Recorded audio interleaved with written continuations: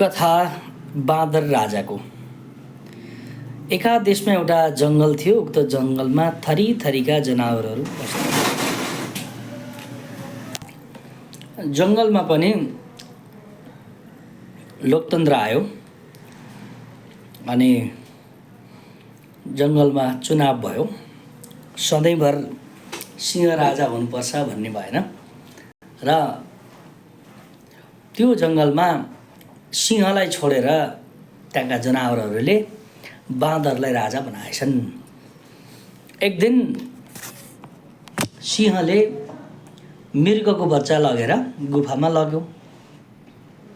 अब मृगको पाठो सिंहले गुफामा लगेर राखेपछि अब त्यो सिंहको पाठोकी आमाले गएर राजालाई बिन्ती गरिन्, मेरो पाठो फिर्ता ल्याइदिनु पर्यो, त्यो मृगको बच्चा ल्याइदिनु पर्यो भनिन्। र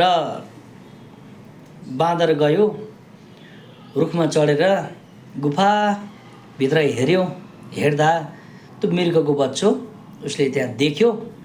अनि बाँदर जाँदो रहेछ, माथि रुखका टुप्पामा जान्छ, वल्लो हाँगा पल्लो हाँगा हाम फाल्छ र सिंहलाई भन्छ त्यो पाठो फिर्ता देऊ, पाठो फिर्ता देऊ भन्छ। उफ्रिन्छ, एउटा रुखबाट अर्को रुखमा हाम फाल्छ, बहुत मेहनत गर्छ। सिंहले त्यहाँ टेर पुच्छर लाउनेवाला छैन। र फेरि मृग भोलिपल्ट गयो, गएर खोइ त सरकार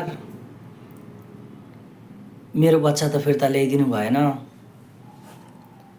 अनि जवाफ दिँदै राजा बाँदरले भन्नुभएछ, मेरो दौडधुप र प्रयासमा कुनै कमी देखेको छौ भने भन,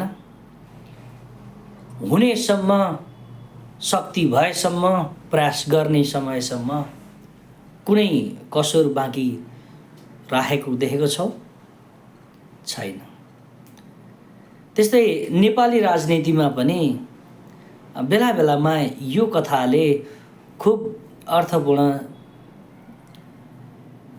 दिन्छ, एउटा सन्देश जस्तो लाग्छ मलाई।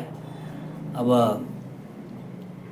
नेपालको वर्तमान राजनीतिक परिवेश पनि उस्तै रहेछ क्यारे। हामीले सिंहलाई राजा नचुनिकन बाँदरलाई नेतृत्व दिँदा जसरी मृगले त्यहाँ न्याय पाएन, आखिरी देश उही त रहेछ। गरिबको चमेली बोलिदिने कोही छैन। को बोल्यो त खै? यहाँ गरिबको पक्षमा कसैले बोल्यो? ठुला बडा हुने खानेहरूको लागि त राणा शासनमा नि केही टेन्सन थिएन। उनीहरू पनि जान्थे, बनारस जान्थे, पढ्थे, इन्डियाका विभिन्न युनिभर्सिटीमा जान्थे, पढ्थे। 2% नेपालीले त त्यति बेलै शिक्षक थिए नि त। कसलाई चाहिएको थियो प्रजातन्त्र? पञ्चायत आयो उस्तै समय हो। माओवादीको युद्धकालमा पनि ज्यान बचाउन सक्नेले देशै छोडेर ज्यान बचाए, गरिब मारिए। त्यस पछाडिका आन्दोलन आदिमा पनि र अहिले लुटिएका जनता पनि आखिरी गरिबी त लुटिएका छन्। यस्तै छ कथाको सन्देश है त।